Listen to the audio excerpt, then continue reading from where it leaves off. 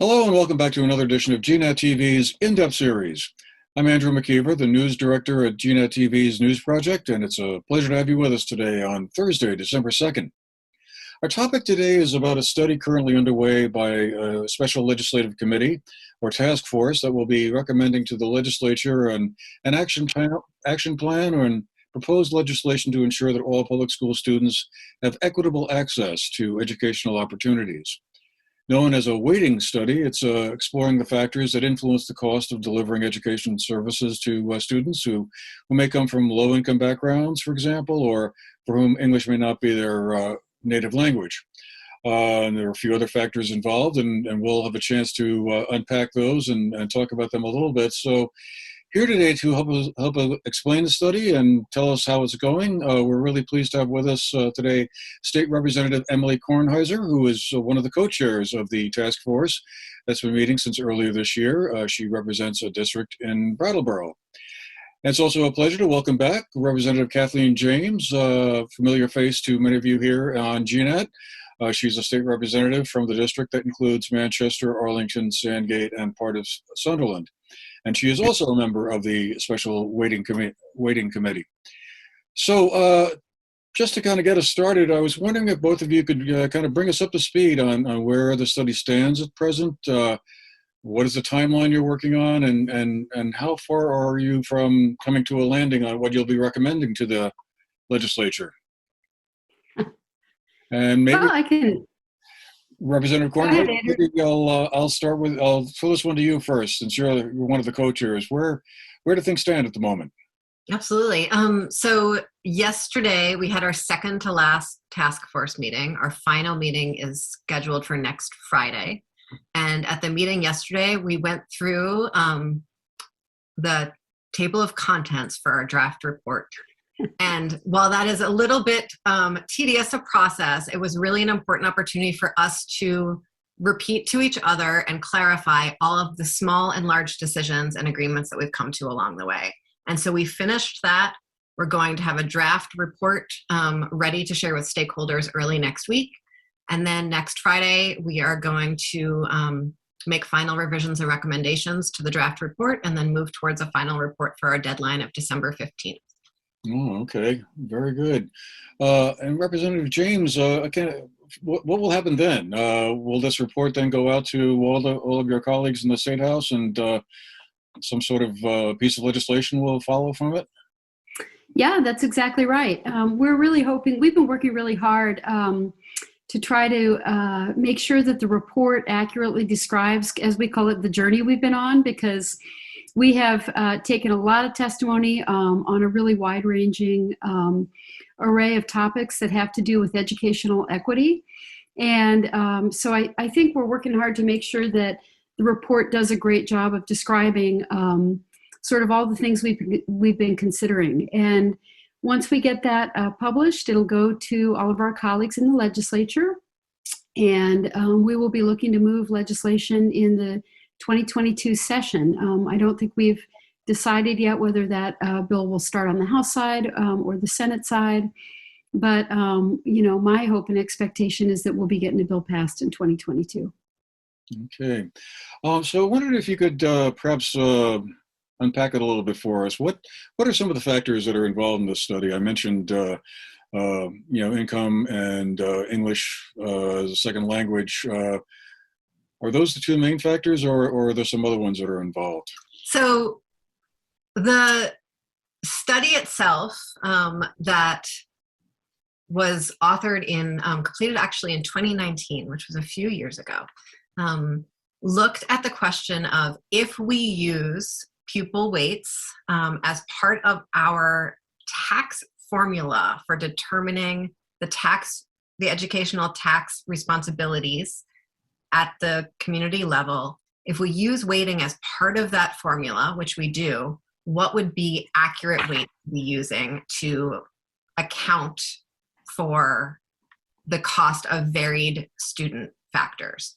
And so those factors that were looked at in the report that were analyzed to be updated included students living in poverty, English language learners, factors that are described as rurality and sparsity, as well as small schools. And so that's essentially how many people live in a geographic area, and that, as well as how large the schools are in that geographic area. Grade And level. then students at different levels in the school system. So previously we weighted secondary students and primary school students separately, but with the idea that secondary school students cost a little bit more to educate, but the report recommends that middle school and high school are divided out as separate from each other. There are also a few things that have weights attached to them that the report did not look at, such as pre-K. Oh, okay. And how frequently are these weights examined or restudied? I'm assuming Well, probably every couple of years, maybe you kind of, or someone from the Agency of Education wants to make sure that those weights are still accurately related to the costs that might be associated with them, or? Kath, I wonder if I could talk about the history of the weights, and then you could talk about how we think it should work. yeah, that sounds good. Okay. Because this is a very interesting question, Andrew, and it gets to the heart of our work. Okay. So all over the country, states use some sort of student weighting as a way of allocating funds to districts based on how much different types of students might cost to educate. And Vermont had students' weights built into our old education funding formula before Act 60, which we call the foundation formula, and which most states still use some sort of arrangement like some sort of foundation formula type system. And so those other systems, the ones that, including the one that we used to have in Vermont pre-Act 60, pre-mid-90s, was a foundation formula. So every district gets a certain amount of money from the state. And then each student that has a special cost, students living in poverty, English language learners, et cetera, get extra money for those students. We had weights built into that formula. When we moved to Act 60, we used those exact same weights and rolled them over, but now we apply them to a calculation of tax responsibility rather than a calculation of actual dollars. So, but we did that without examination. Even though they're being used very, very differently now than they were then, there was not an opportunity at that time to reevaluate what an appropriate weight might be. We also at that point did not have the incredible statistical computing capacity to do large-scale regression analysis like we do now. And so the type of study that Professor Colby and her team did in the pupil weighting factors report wasn't actually possible in the mid-90s the way it is now. So no one had re-examined the weights as far back as anyone can remember. That's still in the legislature, and there's some folks who have been living and working there for a very long time. Right. So they're kind of legacy weights, if you want to call them that. And when the legislature passed Act 173 in 2018, that's a landmark bill that you may be familiar with, Andrew. That's a bill that over time, it's still being implemented, or has been delayed actually, but that's a bill that over time is going to really transform not only the way we deliver special education to our students, but also the way we fund special education.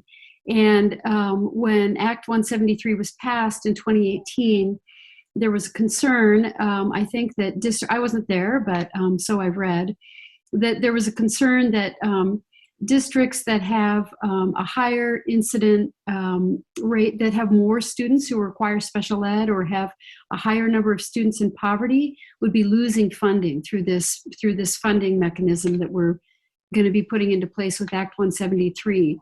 And as a result of that concern, it was decided that we better take a look at the weights, because they had been around a long time. There was a concern that they were outdated and really didn't reflect the true costs of educating students in poverty. And so it was decided when we passed Act 173 that we should also study the weights. And that, maybe if in sort of correcting or revising or updating the weights, particularly around poverty, that it would alleviate some of the concerns that districts were having about how their funding was going to be affected by this special ed change. So, everything is always, in the legislature and in life, I guess, everything is always connected. And this study was commissioned in 2018 by the legislature, and as Emilie said, it was published in 2019. And we held our first joint hearing on the results of Dr. Colby's study, the UVM study, in, was it January or February 2020? Emilie, it was a joint hearing with Ways and Means and House Ed, and then COVID. So we weren't able to really take action on it during that first COVID session, but we were able to get our task force up and running this summer and fall. So I guess. I'm sorry. I'm sorry. And then we are very aware that we should not wait 20-something years to reevaluate the weights again. And so, going forward. Yeah. So we have recommendations going forward that I think we're all excited about. We joke that so that this task force never has to exist again, though we have done very good work. So we are building in, recommending that we build in a mechanism that sets up a committee who's tasked, a joint committee that's both legislative members and non-legislative experts that will be sort of holding some of this decision-making process and making recommendations to the legislature going forward, and that the actual statistical model, all the computer code that Professor Colby's team worked with will be hosted at both the Agency of Education and the Joint Fiscal Office, and they'll be doing regular updates and forecasts every couple years so that we can continue to recalibrate to match current reality. And the idea we talked about yesterday, and I don't know where we'll exactly land on this, although I guess we landed, is that we would set up this joint committee that would be sort of a semi-legislative, semi-outside body that's sort of constantly keeping an eye on our education finance system, on things like the weights and things like the cost factors. And my hope anyway is that updating the weights or the cost factors or however we decide to go becomes this sort of automatic, expert, independent process that happens in plenty of time every couple of years for school boards to make their budgets and to know what changes might be in the offing, and that the legislature would really only need to get involved again if under more unusual circumstances, or if something happens that really triggers the need for the legislature to get involved, so that we're not, hashing this over every session. I was just wondering, how do you determine how much extra it costs to educate a student from a low-income background, let's say, or an English second language learner? I mean, is there some way to determine as they come through, like, the salary structure of the teachers or whatever, that you determine how much more it costs to educate that student, and therefore what the weighted factor should be? Well, so I have 100-something page report in front of me that I the answer to that question to you. And so I fear either of us attempting to answer that in 30 seconds or less. But essentially what the academics did was they looked at student data all across the state. They clustered it by school. And they, I believe in a process called hierarchical linear modeling, it's a type of statistical regression analysis.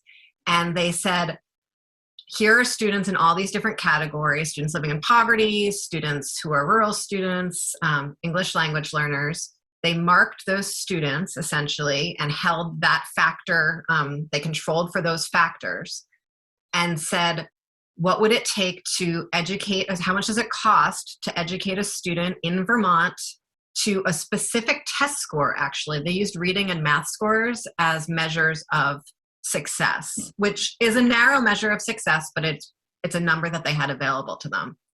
And so they basically test with their regression analysis what happens when we change this factor, then how much does it cost for the, for most students to get to this outcome. Yeah, and wasn't it one thing I thought was interesting, Emilie, and stop me if I'm describing this incorrectly, but it was sort of, what do school districts spend, in order to have these different categories of students achieve this particular test score? What I think is really interesting is that what the study wasn't asked to look at is what do they spend it on? Which is that's a whole different topic for, for another day. But it's a really interesting body of work because it essentially quantifies, the opportunity or the equity gap in dollars. It's, it's an interesting piece of work, and it's basically, that's what the weights are. So there's I guess a bit of a tax piece to all of this too, if I'm understanding this correctly. I mean, I guess depending on where the weights levels settle, certain communities will find themselves either saving some money on their school tax rate, others might be seeing an increase. I wondered if you could explain how that works for us. Why wouldn't it just sort of stay the same as it currently is? Yeah, so this is really almost entirely, we talk about student outcomes and student equity, but the actual policy tool that we have in front of us and that we were asked to make recommendations about is entirely just an issue of tax policy and not an issue of, like Representative James says, what happens in the classroom or what good education looks like or what schools are doing. So, we have local control in Vermont. Each district has the right to vote their own budget however they want to vote it. And so regardless of the recommendations we make, that does not necessarily guarantee that tax rates would change in one direction or another, because it's still dependent on what budgets do and what budgets are voted and warned as. But because our education tax system is everyone sends money into the same common pot, right? And we call, into the education fund. And it's essentially a self-correcting fund. So however much the fund needs is how much the fund then collects in taxes. How that tax liability sugars out between districts is the subject of the weights. And either using the weights or using sort of another proposal that we've been talking through, the cost equity formula, in both cases, we would see significant changes if education spending stayed the same in districts, which it likely wouldn't, but if it did, tax rates would change significantly between towns and between districts. And we've talked about a whole bunch of different transition mechanisms so that whatever we implement towards the cause of student equity and towards the cause of tax equity, no district would experience sort of an undue year-to-year crisis point, because we are all aware of how hard our schools are working right now, how incredibly unstable things feel because of COVID, how much stress everyone is under. And so that transition plan and making sure it's a very soft transition is really important to all of us. And yeah, and on a very basic level, how the weights impact tax rates is that, when you take the number of students you have in a school, this is just going to be like super 101. That's how I often think about these things. But if you take the number of students you have in a school, let's say you have 100, and then you apply the weights. Okay, so maybe your students who live in poverty, they count for more, and your ELL students count for more, and so you're going to end up with typically with a higher number of weighted students, your weighted students. And then that all gets equalized, and basically that equalized per pupil spending number is what impacts a community's tax rate. So what you spend per equalized pupil is sort of the key input into setting a local tax rate. And so when you change the weights and start changing how the number of your equalized pupils are calculated, you're going to see your tax rate go up or down accordingly. So in a community where the number of students who come from low-income backgrounds is less, that would mean they would see their taxes lowered? Would that be it, since their school district isn't incurring as many costs? Would that be the rough analogy there? Is how it would work if there was just one factor. Okay. So if there was just the poverty factor, that might be how it worked. But because we're talking about the poverty cost factor and the rurality cost factor and the high school cost factor, they all intersect in the system. And as Kath said, then the whole thing is equalized. And so districts might have a lot of students living in poverty, but not be a rural community. And that, in some cases, we've seen, because of the way it's equalized, still causes their number of equalized pupils to go down. And so that's one of the things we've really been wrestling with, because we're acknowledging that we have kids living in poverty. We're acknowledging that those kids who are living in poverty have really strong needs that will cost a lot. And so we want to make sure that we're delivering resources to communities to meet those needs. And I understand there's a certain connection, or, well, Act 46 that was passed, what, 6 years ago now at this point? Seems like only yesterday sometimes, has an impact on this as well. I guess reading through some things, I didn't quite fully understand how the school consolidation piece played a role in this, in the weights that might be assigned to different students. Kathleen, would you like to take that one, or? Yeah, I mean, they're not directly connected. So in other words, you know, Act 46 is essentially a governance bill, you know, that that encourages, you know, schools to consolidate for hopefully not only more efficient, you know, finances and administration, but also for sort of, you would hope, an equalization of educational opportunity across those new districts, you know, so that districts can share services and share resources and try to provide, you know, the same opportunities to students in one school in this district as another. So I guess, you know, in some ways they have the same goal, but the weights aren't directly connected to Act 46 at all. What we are required to do is make sure that whatever plan or legislation we come up with in terms of our education finance system, it doesn't conflict with Act 46 in any way or undermine it. We have to make sure we're in sync. So, you know, I don't know if that helps, Andrew. No, I just, yeah, that does clarify for me. I guess I misunderstood at one point. I saw something in here about how there seemed to be some kind of connection to Act 40, or Act 46 kind of changed the game a little bit, but well, it could just be just the actual logistical fact that when the study was commissioned and then when the study was published and to now, there have been some district and SU changes. So the weights are applied at the district level, and so when I guess you have to make sure that you have the right configuration of weights when you're doing the right configuration of districts when you're doing the math, that you're looking at the right map, essentially.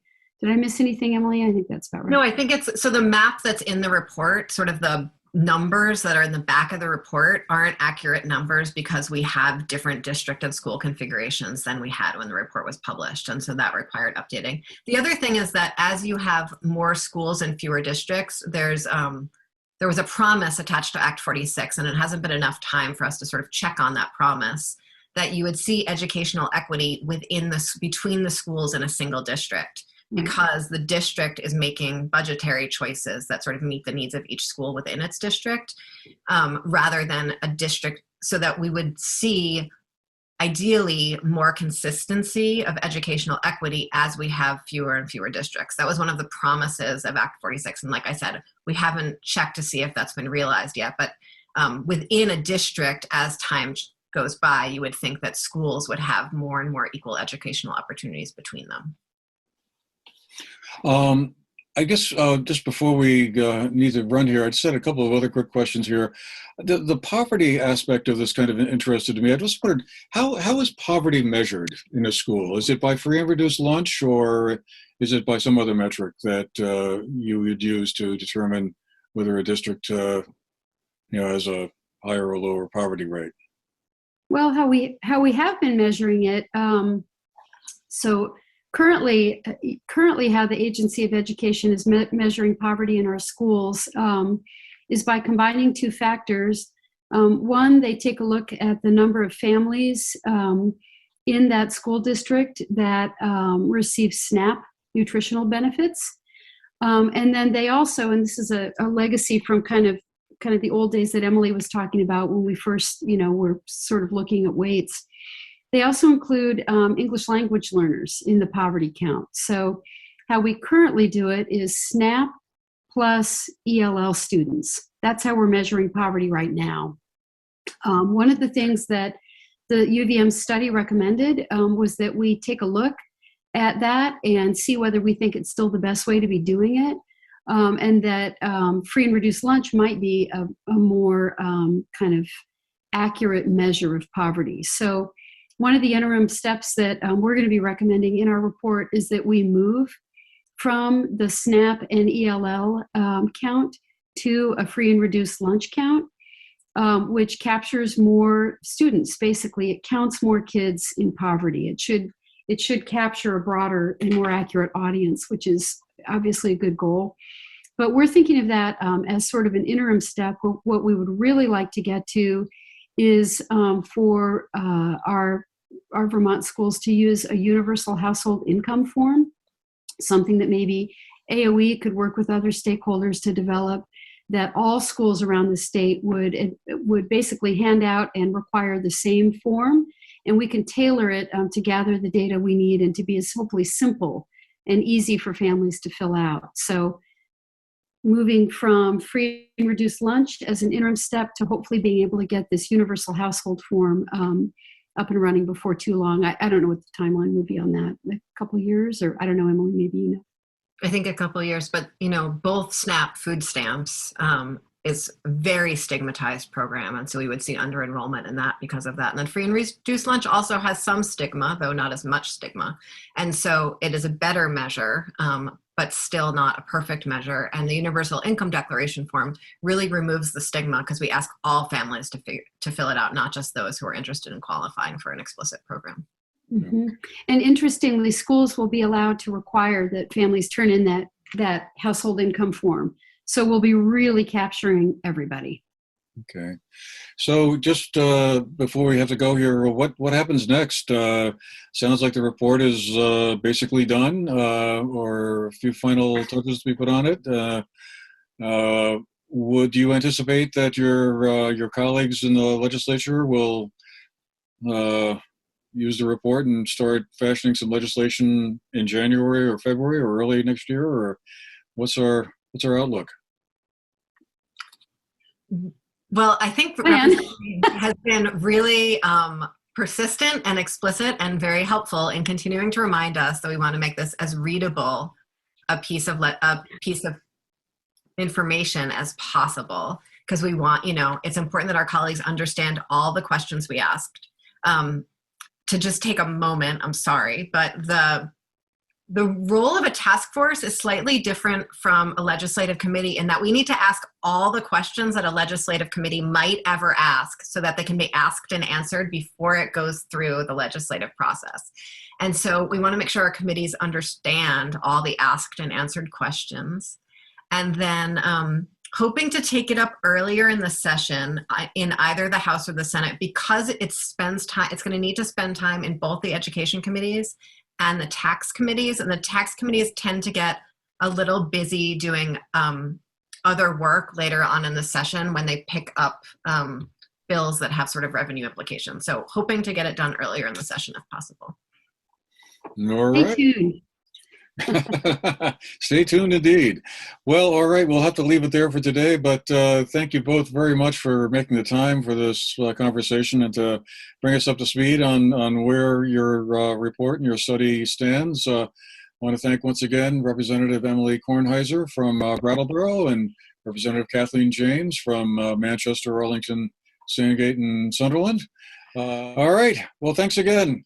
And thanks to all of you for being with us today. Hope you found our program interesting, and we'll see you again the next time. Meanwhile, have a great day.